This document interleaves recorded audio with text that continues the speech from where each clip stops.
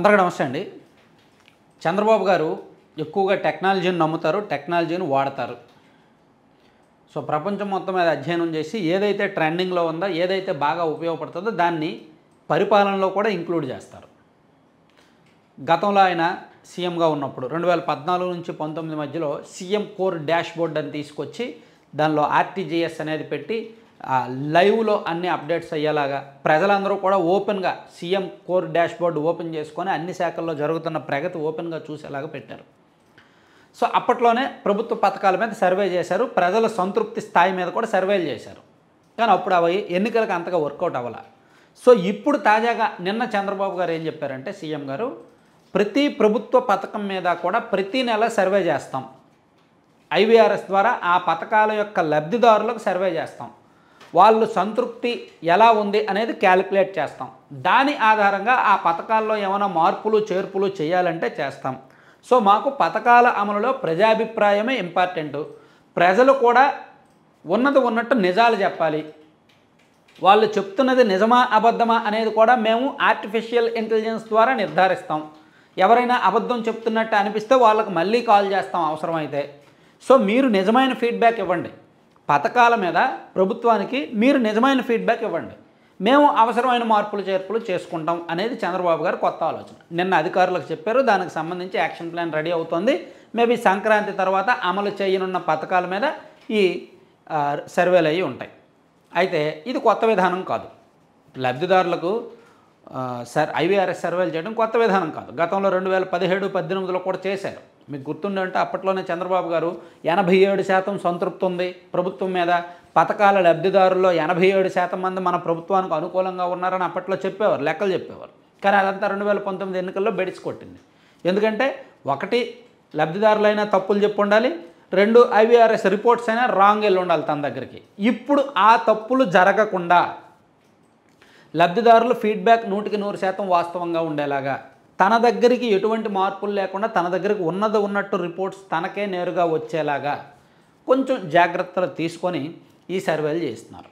గతంలో జగన్మోహన్ రెడ్డి గారు కూడా సర్వేలు చేయించారు.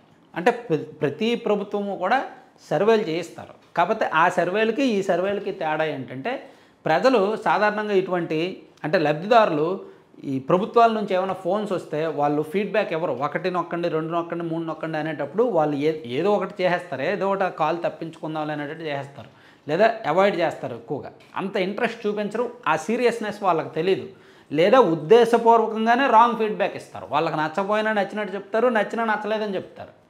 ఇది ఎక్కువగా ఉంటాయి అన్నమాట. స్పామ్ శాంపిల్స్ ఎక్కువ ఉంటాయి ఫోన్ కాల్స్ ద్వారా.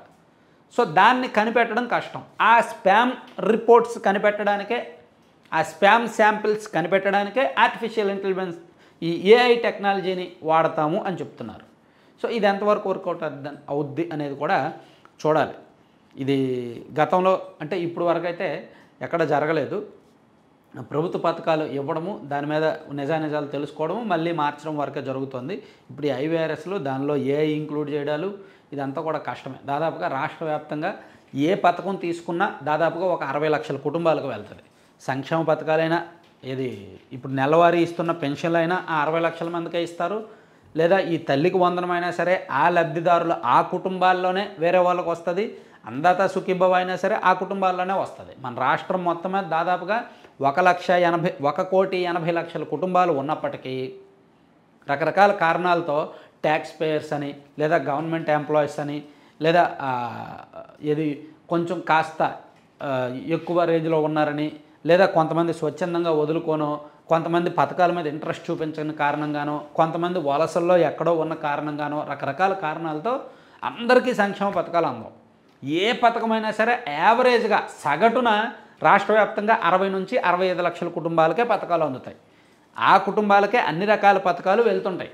సో ఆ కుటుంబాలనే ప్రతి ప్రభుత్వం అధికారంలో ఉన్నవాళ్ళు ఆ కుటుంబాలనే నమ్ముకుంటుంటారు, వాళ్ళే ఓట్లు వేస్తారని. కానీ వాళ్ళే దెబ్బేస్తారు.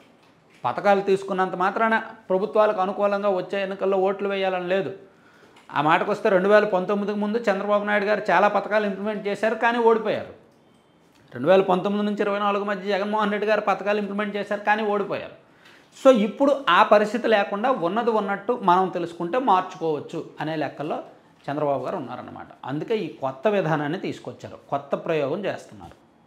ఎంతవరకు సక్సెస్ అవుద్దో చూద్దాం.